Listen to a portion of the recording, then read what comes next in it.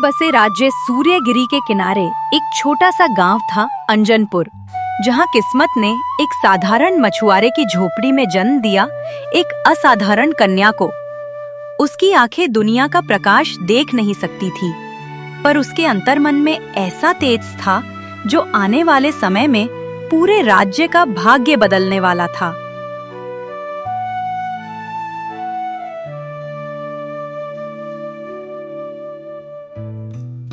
पिताजी, आप वापस आ गए। आज मछलियाँ ज्यादा लाए होंगे ना?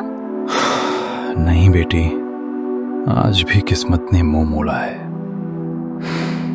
पर चिंता मत कर, कल फिर कोशिश करेंगे।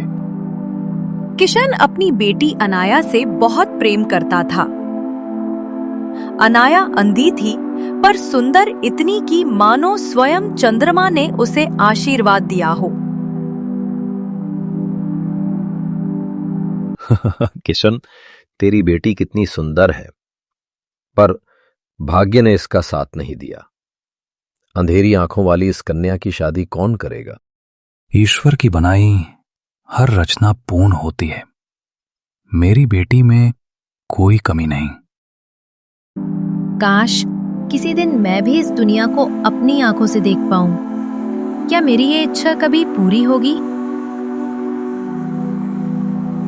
एक दिन रात के समय में अनाया अकेली नदी किनारे बैठी थी। उसी रात किस्मत ने पहला संकेत दिया। अचानक आसमान से एक उजाला उतरता है और नदी का पानी चमकने लगता है। अनाया, तेरी आंखें बंद हैं, पर तेरे भाग्य का द्वार खुलने वाला है। राज्य का भविष्य तुझसे जुड़ा है। तैयार हो जा, समय आ गया है। आप कौन हैं? कहाँ हैं? मुझे दिखाई नहीं देता। जिसे दुनिया अंधा समझती है, वही एक दिन सत्य का प्रकाश बनेगी।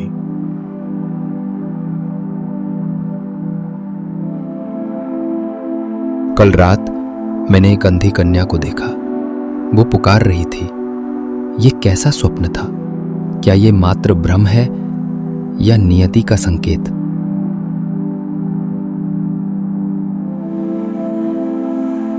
महाराज ने आपको सभा में बुलाया है। राज्य में अशुभ संकेत दिखाई दे रहे हैं।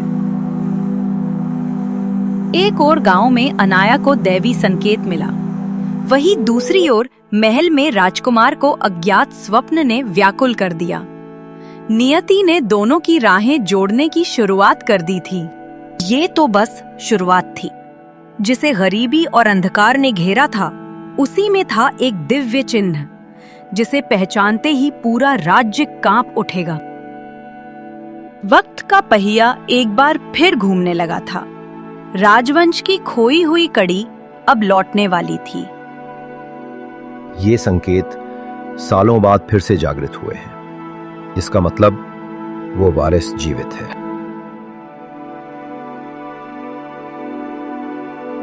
महाराज, सीमाओं पर हलचल है। दुश्मन राज्य के जासूस हमारी धरती पर देखे गए हैं। युद्ध से भी बड़ा तूफान आने वाला है आदित्य। राजगद्दी का असली उत्तराधिकारी जाग चुका है। अनाया मंदिर में बैठकर दीप जला रही थी।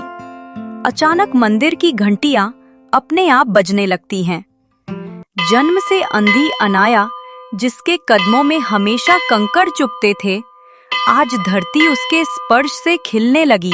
उसी समय मंदिर एक दीपक अपने आप अनाया की हथेली तक पहुंचता है। कौन है ये रोशनी? मैं महसूस कर सकती हूँ। ऐसा क्यों लगता है कि ये मुझसे बात कर रही है? ये सब देखकर गांव की वृद्ध स्त्री हक्का बक्का रह जाती है। नहीं, ये तो वही संकेत है जो राजकुमारी के जन्म के समय दिखाई दिए थे।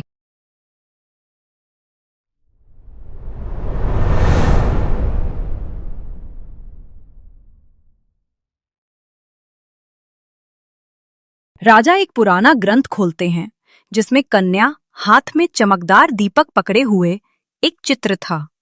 ये वही चित्र था जिसे देखकर किसी ने विश्वास नहीं किया, पर आज वही चित्र जीवंत हो चुका था। अगर ये संकेत सही हैं, तो वो कन्या जीवित है और राज तिलक का अधिकार उसी का है। अनाया अपने कमरे में अकेली होती है। अचानक एक तेज प्रकाश उसके आंखों पर गिरता है। उसकी बंद आंखों के सामने धुंधली आकृतियां बनने लगती हैं। मैं देख सकती हूँ? नहीं, ये सपना है क्या? धुंध में उसे एक महल दिखाई देता है, एक सोने का सिंहासन और उस पर बैठी वही खुद। अनाया, तू अंधी नहीं है। तेरी आंखों पर भाग्य का पर्दा पड़ा है। समय आने पर तू प्रकाश बनेगी। महल के एक कोने में दुष्ट मंत्री रुद्रभान राजा के भाई प्रयाग जी से मिलता है। अगर वो असली वारिस लौट आई तो आपका सपना कभी पूरा नहीं होगा। तो इस लड़की को खोजो, इससे पहले कि राज सिंहासन उसका नाम ले। अनाया को नहीं पता कि वो कौन है। राजा को संकेत मिल चुके हैं और अंधकार में बैठे शत्रु उसके विरुद्ध षड्यंत्र रच रहे हैं।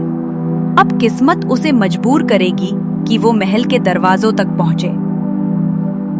एक दिन सुबह के समय गांव में अचानक शाही नगाड़े बजने लगते हैं। वो दिन जो साधारण होना चाहिए था, आज इतिहास की दिशा बदलने वाला था। महल की सेना पहली बार इस छोटे से गांव में प्रवेश कर रही थी। सेनापति आदित्य आगे बढ़ते हैं।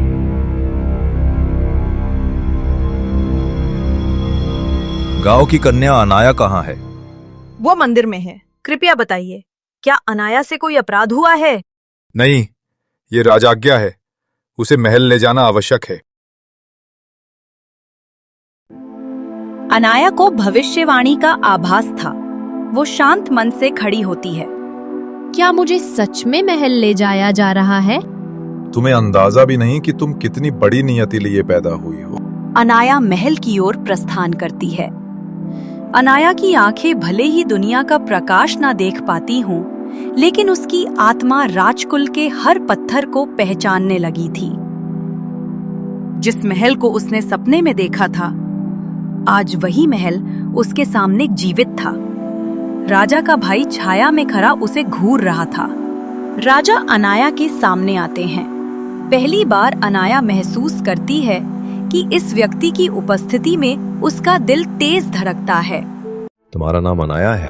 जी, मुझे नहीं पता मैं यहाँ क्यों हूँ, पर मेरे मन में कुछ हो रहा है, जैसे ये जगह मेरी हो।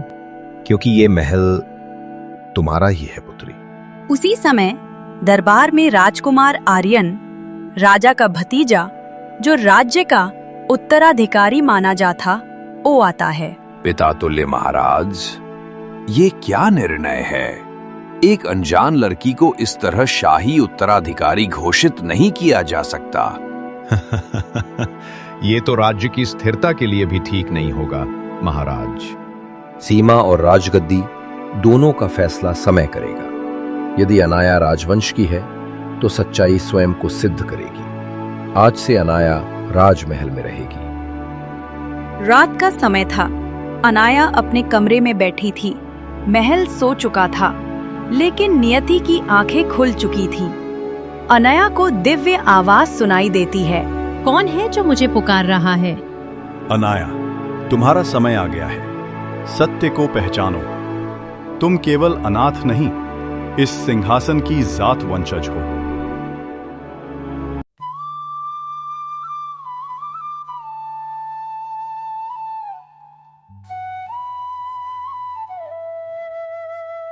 अगली सुबह प्रशिक्षण मैदान में राजकुमार आर्यन तलवार चला रहे थे। अनाया वहां बैठी थी, देखने के लिए नहीं, बल्कि महसूस करने के लिए। तलवार चलाना सीखा है या सिर्फ दैवी संकेतों पर राज चलाओगी? मैं लड़ने नहीं आई, अपने अस्तित्व को सिद्ध करने आई हूँ। मगर अगर समय ने मांगा तो तलवार भी उठाऊंगी। आर्यन मुस्कुराकर एक लकड़ी की तलवार अनाया की ओर बढ़ाता है। तो फिर आज से शुरू करो खुद को पहचानना।